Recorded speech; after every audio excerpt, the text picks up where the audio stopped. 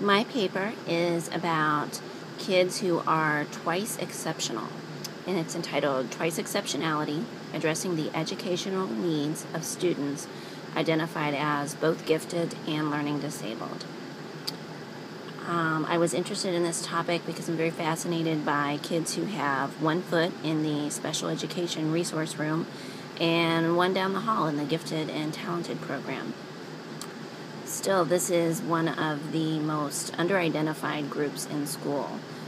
It's difficult to identify kids who are twice exceptional often because we have such a perception of what giftedness looks like, both on standardized tests and in the classroom. And we also think we know very much what special education looks like. Kids with ADHD, Asperger's syndrome, different learning disabilities. But often these two exceptionalities can mask each other. And it's rotten when that happens because kids obviously deserve the very best that we have to give in helping them get to their highest level of learning. Some important people in our history were twice exceptional. Albert Einstein and Thomas Edison, obviously both gifted and both had reading troubles, trouble learning to read. Physicist Stephen Hawking, a gifted person who is also physically disabled. And think about what America would be like without the contributions of Walt Disney, who is said to have ADHD, and also Robin Williams, who's thought to have ADHD. No Mark from Work, no Jumanji, no Mrs. Doubtfire. That would be pretty sad stuff without that.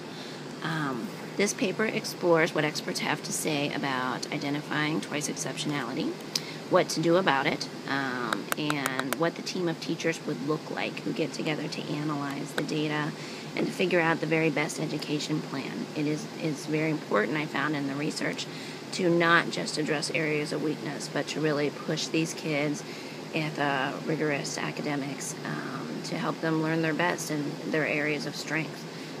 Again, not just always focusing on what's wrong, but definitely pushing ahead what is right. I was inspired by this topic again. I had several children in class this year in my resource room who were gifted.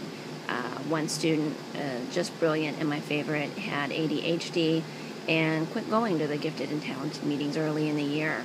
I actually overheard teachers saying that he shouldn't be allowed to go down there because some of his behavior in class with his ADHD didn't make him worthy of the gifted education, which just makes me crazy. Obviously, kids don't earn gifted education. It's something that they need and deserve to get them to their highest level.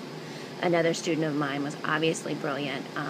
She also was diagnosed with Asperger's disorder and OCD and had occasional meltdowns and things, but we did a much better job with her in making sure that she got the gifted education that she needed. Two other students I worked with were in advanced math, pre-con, as sixth graders. One was obviously gifted in art, the other in his critical thinking and social studies. Neither of them were identified as gifted and talented, though, because I believe their disabilities, again, mask it a little bit. One had quite a bit of trouble with his processing and reading and writing, and the other in organization, which is something that both gifted students and students who have ADHD can really struggle with. So again, I think maybe sometimes his disability gets in the way of people seeing the brilliance there that does need to be fostered, because this kiddo has a lot to offer. And anyway, it's important. We have to figure out the best for all of our students, whether they're gifted or not. And obviously it involves a lot of labels, but really the labels are there so that we can best qualify them for programs that will get them what they need, be it remediation or enrichment, accommodation, adaptations, whatever they need, because that's our job.